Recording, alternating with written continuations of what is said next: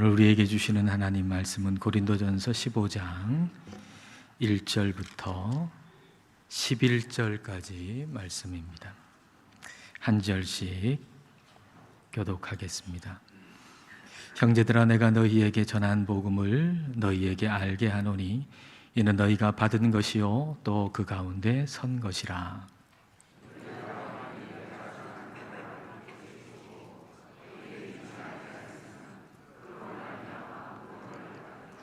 내가 받은 것을 먼저 너희에게 전하였노니 이는 성경대로 그리스도께서 우리 죄를 위하여 죽으시고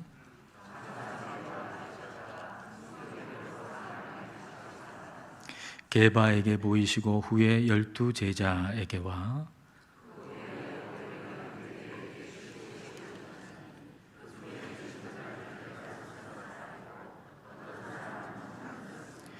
그 후에 야고보에게 보이셨으며 그 후에 모든 사도에게와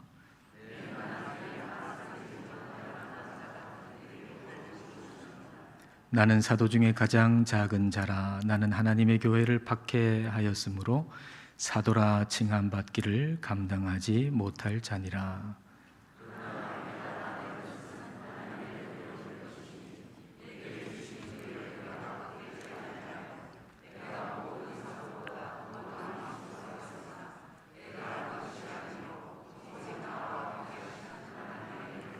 함께 읽습니다. 그러므로 나나 그들이나 이같이 전파하며 너희도 이같이 믿었느니라. 아멘. 오늘 말씀 1절 말씀을 다시 한번 다 같이 읽겠습니다. 형제들아, 내가 너희에게 전한 복음을 너희에게 알게 하노니 이는 너희가 받은 것이요 또 그 가운데 선 것이라. 복음을 너희에게 알게 한다라고 할 때 알게 한다라고 하는 이 말을 다른 말로 표현하면 환기시킨다, 상기시킨다 그렇게 표현할 수 있습니다. 그러니까 생각을 불러 일으키는 것이죠. 그리고 그 복음을 너희가 받은 것이요 그리고 그 가운데 복음 가운데 너희가 서 있다 이렇게 말씀하고 있습니다. 그러니까 바울이 고린도 교회 성도들에게 상기시키려고 하는 것은 그래 맞아, 우리가 복음을 받았지, 그래 맞아, 우리가 복음 위에 복음 가운데 서 있지, 이렇게 생각을 불러 일으키기를 원하고 있는 것이죠. 오늘은 2023년도 마지막 날입니다. 올 한 해 생각할 때 어떤 분들은 목표하고 열심을 내고 또 노력한 만큼 성취하고 기대한 것들이 이루어졌을 것입니다. 그리고 또 어떤 분들은 노력한 그 열매를 얻질 못하고 기대하지 않은 일이 삶에 생겨서 매우 낙심하고 있는 분들도 있을 것입니다.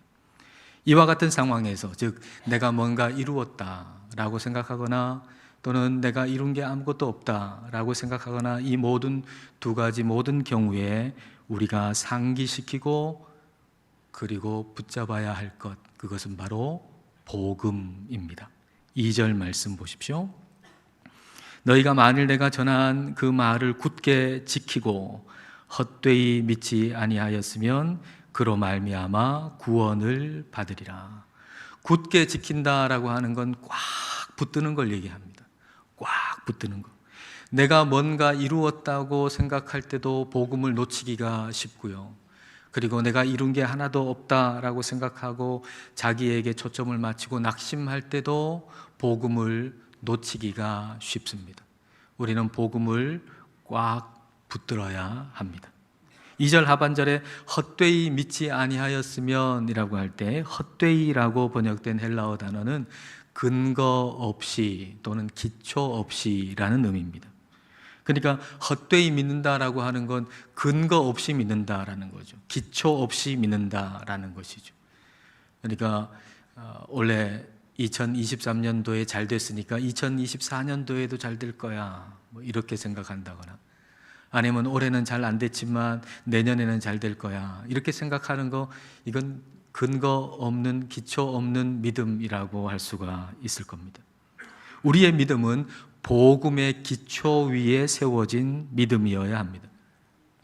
그러면 복음은 뭡니까? 복음이라고 하는 게 뭡니까? 복음은 예수님께서 나를 위해서 하신 일, 그게 복음입니다. 예수님께서 우리를 위해서 하신 일, 그게 복음입니다. 복음을 상기시킨다라고 하는 것은 내가 이런 일 했고 내가 이런 일 못했고 그걸 생각하는 게 아니라 예수님께서 우리를 위해서 하신 일, 그걸 생각하는 것이 복음을 상기시키는 것입니다. 그러면 예수님께서 나를 위해서 하신 일이 뭡니까? 예수님께서 우리를 위해서 하신 일, 그 복음이 뭡니까?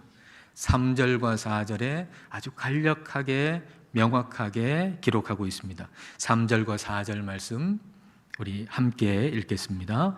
내가 받은 것을 먼저 너희에게 전하였노니 이는 성경대로 그리스도께서 우리 죄를 위하여 죽으시고 장사 지낸 바 되셨다가 성경대로 사흘 만에 다시 살아나사. 우리 주님께서 우리를 위해서 하신 일을 세 가지로 얘기하죠. 첫 번째는 우리 예수님께서 우리의 죄를 위해서, 우리의 죄를 대신해서 죽으셨다는 것. 두 번째는 장사 지낸 바 되셨다는 것이고, 세 번째는 사흘 만에 다시 살아나셨다는 것입니다. 그 첫 번째부터 한번 볼까요? 예수님은 우리의 죄를 위해서 죽으셨습니다. 이 죄라고 하는 건 말이죠, 하마르티아라고 하는 이 헬라어 단어, 이 단어 자체를 한번 분석해 본다 그러면 하마르티아라고 하는 단어의 하라고 하는 이 단어의 의미는 no, not이라는 말입니다. 없다, 아니다 라는 말이죠. 그 다음에 마르티아라고 하는 이 단어는 메로스에서 나온 단어인데 그 의미는 파트, 부분이라는 말입니다. 그러니까 하마르티아라고 하는 것은 한 부분도 없다는 거죠. 공유하는 것이 한 부분도 없다는 게 죄예요. 죄라고 하는 것은 나와 하나님 사이에 공유하는 것이 1도 없는 것, 이걸 죄라고 하는 겁니다. 죄는 나와 하나님 사이에 공유하는 것이 1도 없는 거예요. 그런데 하나님과 내가 공유하는 부분이 1도 없는 상태, 그게 영원하게 지속되는 거, 그걸 뭐라고 그러나요? 그걸 지옥이라 그러는 거죠. 그러므로 예수님께서 내 죄를 대신해서 죽으셨다라고 하는 것은 영원한 지옥, 거기에 우리가 처할 수밖에 없었는데 거기서 우리를 건져내셨다라고 하는 이야기인 거죠. 여기서 지옥을 한번 생각해 보십시다. 지옥에 대한 잘못된 적용 두 가지를 한번 생각해 볼 수 있는데, 지옥에 대한 잘못된 적용 그 하나는 지옥을 생각하면서 더 죄를 짓는 것입니다. 지옥을 생각하면서 더 죄를 짓는 겁니다.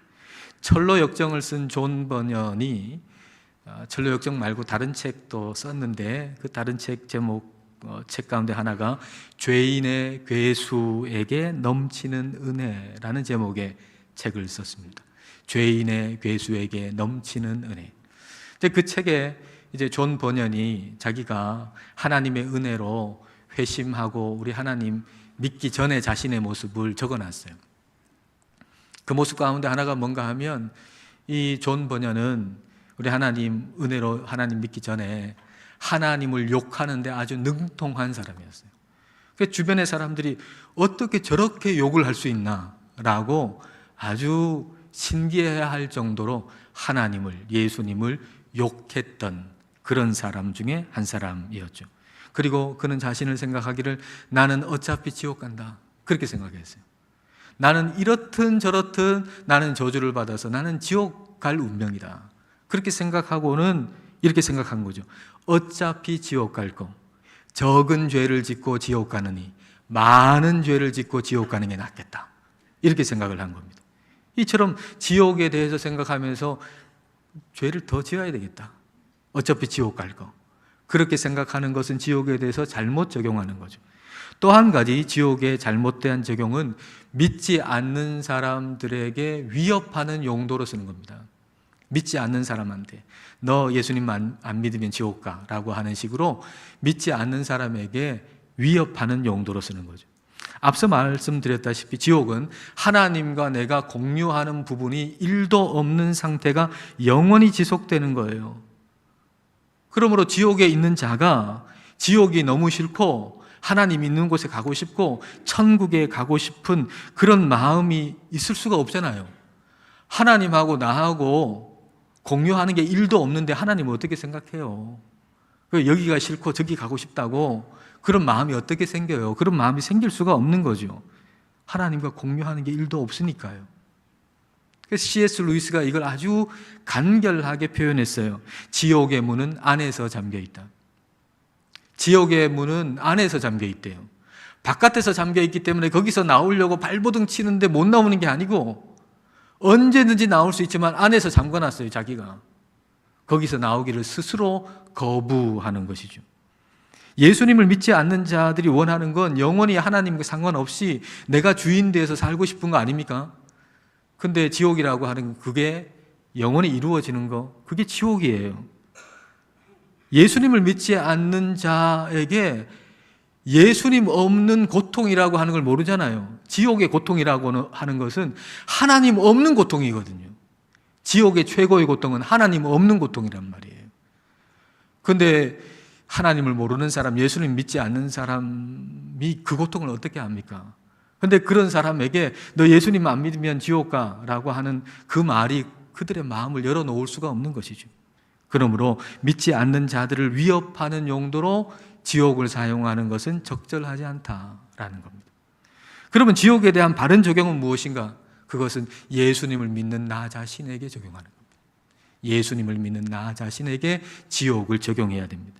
예수님께서 누가복음 16장에서 거지 나사로하고 그리고 부자 얘기를 하시면서 거지 나사로는 천국에 갔지만은 부자는 지옥에 갔다는 얘기를 하시잖아요.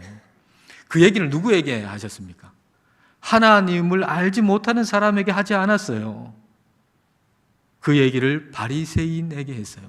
하나님을 잘 믿는다고 생각하는 사람들, 그리고 내가 옳다고 생각하는 사람들, 그리고 사람들이 나를 높여주기를 원하는 사람들, 그들에게 예수님께서는 지옥 얘기를 하신 거예요. 지옥 얘기를. 그래서 하나님을 잘 믿는다고 생각하고 있으면서 내 공로로, 내 힘으로, 내 노력으로 나는 천국 갈 수 있다, 이렇게 생각하는 사람들에게 지옥을 떠오르게 하고 지옥을 생각하게 함으로 하나님의 은혜를 생각할 줄 알게 만드셨던 것이죠. 지옥 묵상은 예수님을 믿는 우리가 해야 됩니다.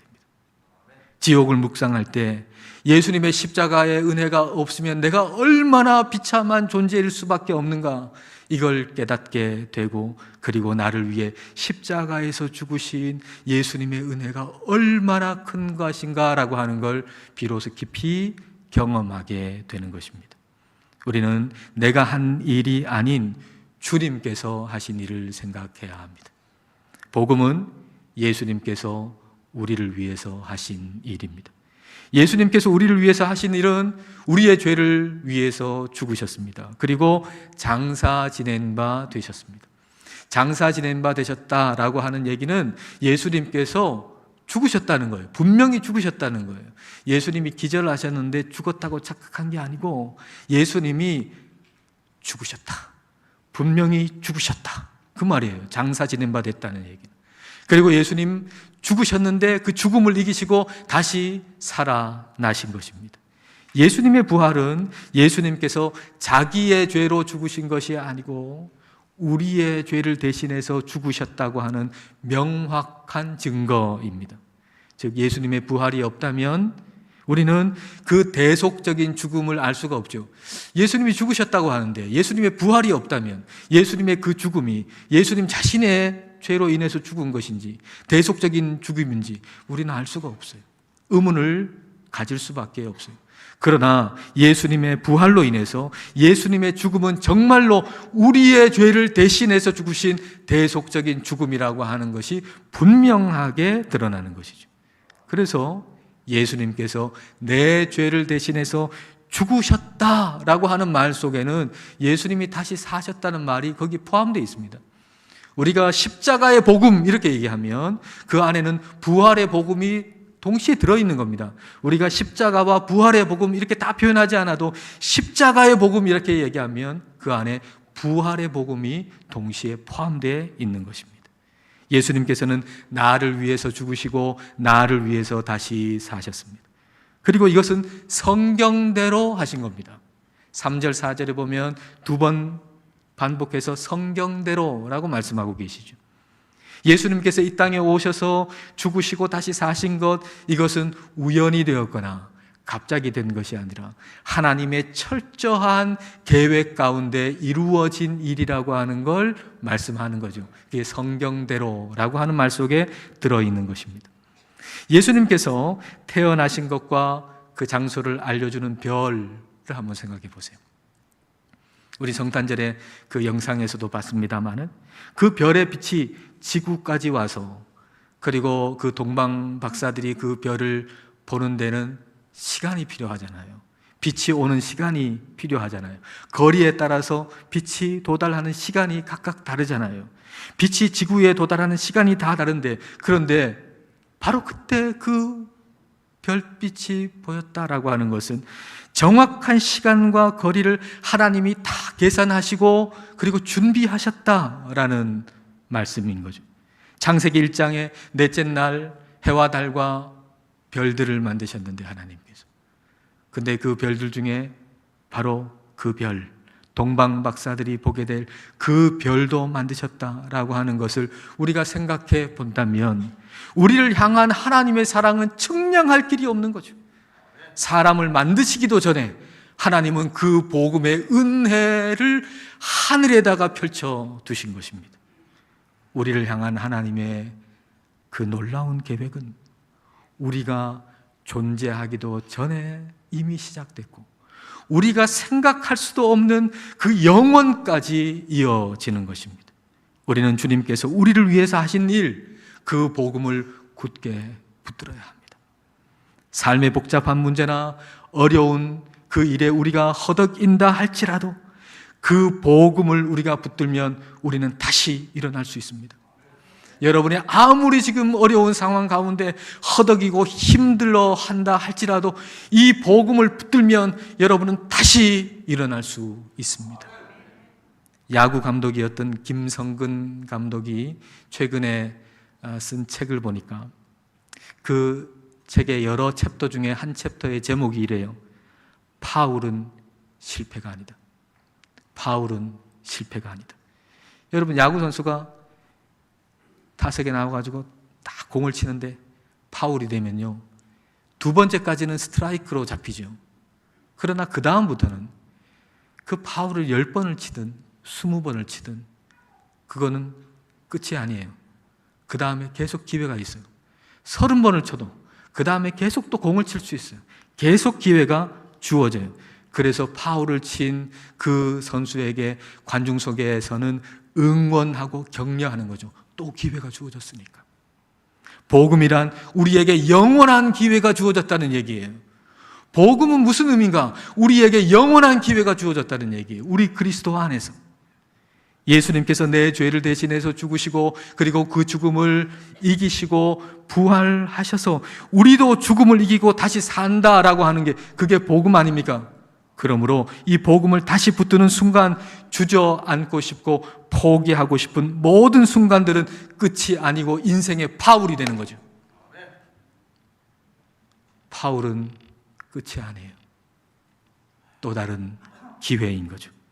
사랑하는 여러분, 여러분이 올 한 해 어떤 실패를 맛보았다 할지라도 그것 때문에 인생을 포기하지 마십시오.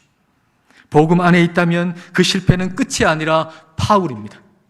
타자가 파울 쳤다고 끝났다 하고 돌아가는 경우가 어디 있습니까? 또 공을 기다리잖아요. 파울 치고 나서 또 다른 공을 기다리듯이 우리 역시도 복음 안에 있으면 또 다른 기회를 우리 주님께서 우리에게 주시는 것입니다. 이게 우리 주님께서 우리에게 주시는 주님의 은혜입니다. 주님은 우리 모두에게 다시 기회를 주십니다. 인생의 파울을 친 자를 향해서 우리 주님은 응원하고 격려하십니다. 예수님의 다시 사심은 우리를 향한 최고의 격려이고 최고의 응원인 것입니다. 예수님은 우리를 위해서 다시 사셨습니다. 다시 사신 주님은 여러 사람들에게 부활하신 주님을 보여주셨습니다. 5절과 6절을 보십시오. 게바에게 보이시고 후에 12제자에게와 그 후에 500여 형제에게 일시에 보이셨나니 그 중에 지금까지 대다수는 살아있고 어떤 사람은 잠들었으며 500여 형제에게 일시에 보이셨고 그리고 그 중에 대다수는 지금까지 살아있다는 거예요. 그러니까 바울이 지금 이 편지를 쓰는 그 시점, 그때까지, 지금까지 대다수의 그 500여 형제가 예수님 부활하신 그 몸을 봤는데 대다수 살아있다는 얘기예요. 그 말이 무슨 말이겠습니까? 아니, 이렇게 예수님의 부활에 대한 증인들이 많은데 부활이 끝났다라고 생각하는 사람들은 그 말이 무슨 말이냐? 말도 안 되는 소리다, 그 말이죠. 부활은 없어 라고 생각하고 주장하는 사람들이 있었는데 그 사람들에게 아니, 예수님의 부활을 이렇게 본 증인들이 이렇게 많은데 무슨 소리냐? 그렇게 주장하는 것은 어불성설이다 라는 얘기입니다. 자, 7절과 8절 보겠습니다. 그 후에 야고보에게 보이셨으며 그 후에 모든 사도에게와 맨 나중에 만삭되지 못하여 난 자 같은 내게도 보이셨느니라. 부활하신 주님이 맨 나중에 만삭되지 못하여 난 자 같은 나도, 나 같은 사람도 만나주셨다, 그런 얘기입니다. 만삭되지 못하여 난 자라고 번역되어 있는 ektroma라고 하는 헬라어는 조산이라고 우리가 번역할 수도 있겠습니다만 그것보다는 유산, 사산에 해당합니다. 유산, 사산. 제대로 태어나지도 못하고 죽은 자라는 말이에요. 제대로 태어나지도 못하고 죽은 나 같은 사람도 부활하신 주님께서 만나주셨다, 그 말입니다. 어떤 이는 이 단어가 바울을 공격하는 이들이 바울을 공격할 때 썼던 용어라고 말합니다. 바울을 공격할 때 저 사람은 유산된 사람 같은 사람, 사산된 사람 같은 사람, 제대로 태어나지도 못하고 죽은 사람, 그렇게 바울을 향해서 공격할 때 썼던 단어라는 거예요. 근데 바울은 그 말에 대해서 고개를 끄덕거리고 있는 거죠.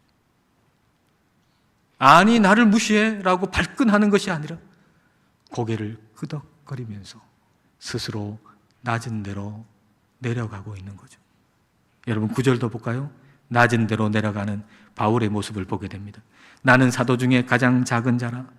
나는 하나님의 교회를 박해하였으므로 사도라 칭함받기를 감당하지 못할 자니라. 바울은 자신을 사도 중에 가장 작은 자라고 합니다.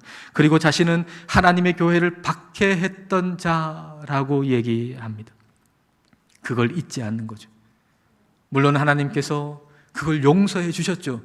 근데 나는 용서받았으니까 나는 아무렇지도 않아, 그렇게 얘기하는 것이 아니라 내가 이전에 행했던 그 악을 기억하고 있는 것입니다. 그렇게 아래로 내려가는 것이죠. 그리고 그 낮은 자리에 내려가서 거기서 하나님의 은혜를 경험하는 겁니다. 우리는 낮은 자리에서 하나님의 은혜를 경험할 수 있습니다. 여러분 10절 말씀 보십시오. 자, 10절을 같이 읽겠습니다. 그러나 내가 나 된 것은 하나님의 은혜로 된 것이니 내게 주신 그의 은혜가 헛되지 아니하여 내가 모든 사도보다 더 많이 수고하였으나 내가 한 것이 아니요 오직 나와 함께 하신 하나님의 은혜로라. 하나님의 은혜를 3번씩이나 얘기하죠. 나의 나 된 것은 하나님의 은혜라고 고백합니다. 그리고 하나님께서 내게 주신 그 은혜가 헛되지 않아서 내가 다른 사람보다 더 힘쓰고 애쓰고 수고했지만 그 수고한 것마저도 하나님의 은혜입니다 라고 바울은 고백하고 있습니다. 바울이 이토록 하나님의 은혜를 깊이 경험하고 감사할 수 있었던 것은 그가 아래로 내려갔기 때문입니다. 어떤 이가 이런 얘기를 합니다. 그는 하나님의 은혜를 생각할 때 하나님의 은혜의 선물이라고 하는 것이 여기서부터 높이 쌓아져 있는 선반, 거기에 하나님의 은혜가 가득 담겨 있다고 생각했던 것이죠. 그러니까 내 키가 크면 클수록 그 높이에 있는 그 하나님의 은혜의 선물을 더 많이 가질 수 있다고 생각했던 겁니다. 그러나 후에 깨닫게 됐대요. 하나님의 은혜의 선물은 그 선반이 위로 쌓아져 있는 선반이 아니라 아래로 있는 선반이라고 말이죠. 그래서 하나님의 은혜의 선물을 받으려면 더 낮아져야 되고 아래로 내려가기를 힘써야만 된다는 사실을 깨닫게 되었다는 것입니다. 지하 1층, 지하 2층으로 내려갈 때 우리는 오늘 여기서의 삶이 하나님의 은혜라고 하는 걸 경험하고 깨닫게 되는 것입니다. 우리가 내려가지 않고 여기 그대로 있으면 여기서 내게 주시는 은혜를 경험하지도 못하고 깨닫지도 못합니다. 그러나 지하 1층으로 내려가고 지하 2층으로 내려가면 지금 여기서 주어진 나의 삶이 하나님의 은혜라고 하는 사실을 깨닫고 경험하게 되는 것이죠. 지하 1층으로 내려간 사람보다 지하 2층까지 내려간 사람이 하나님의 은혜를 더 깊이 경험하게 될 것입니다. 그것보다는 지옥을 묵상하면서 지옥까지 내려간 사람이야말로 하나님의 은혜를 더 깊이 더 많이 체험하고 경험하게 될 것입니다. 바울은 내려가고 있습니다. 바울은 자신이 유산된 자 같다고 말하면서 내려갑니다. 사도 중에 가장 작은 자라고 말하면서 또 내려갑니다. 자신이 과거에 행한 악한 일을 기억하면서 또다시 내려갑니다. 내려가서 보니 오늘 내가 나 된 것이 하나님의 은혜임이 분명하게 보인 것입니다. 바울의 고백이 우리의 고백이 되기를 원합니다. 나의 나 된 것은 하나님의 은혜입니다. 내가 주님을 섬기며 수고한 모든 헌신과 수고도 나와 함께 하신 하나님의 은혜입니다. 이 고백이 저와 여러분의 고백되기를 주님의 이름으로 축복합니다. 기도하시겠습니다. 이 시간에 복음, 즉 예수 그리스도께서 우리를 위해서 하신 일을 상기시켜 보십시다. 우리 죄를 위하여 죽으셨고 장사 지냄 받으셨고 우리를 위해서 3일 만에 다시 사신 주님을 생각해 봅시다. 이 복음의 은혜가 없었다면 우리가 얼마나 비참해졌을지를 생각해 봅시다. 그리고 주님의 은혜를 더 깊이 생각하면서 감사합시다. 바울의 고백처럼 나의 나 된 것은 하나님의 은혜입니다. 주님을 섬기며 교회를 위한 모든 수고와 헌신도 나와 함께 하신 하나님의 은혜입니다 라고 고백하면서 이 시간 하나님께 감사를 드리십시다.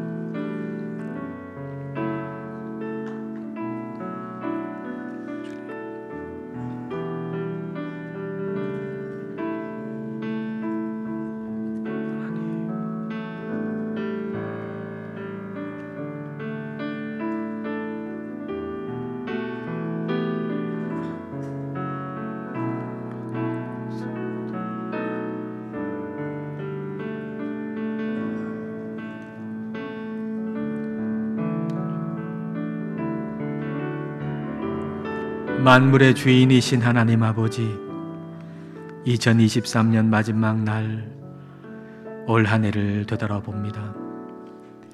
내게 초점을 두고 내가 한 일, 내가 못한 일을 생각하는 대신 주님께 시선을 두고 주님께서 우리를 위해서 하신 일을 상기시켜 봅니다. 주님께서 우리를 위해서 하신 일, 그 복음을 붙듭니다. 복음 안에 있는 자는 실패가 없으며 또다시 기회가 주어지는 은혜가 있음을 깨닫고 다시 일어서게 하옵소서. 성령님, 우리가 예수님 없이는 얼마나 비참한 존재인지를 더 깊이 보게 하셔서 주님께서 베푸신 복음의 은혜를 더 크게 경험하게 하옵소서. 그리하여 바울의 고백처럼 나의 나 된 것은 다 하나님의 은혜입니다.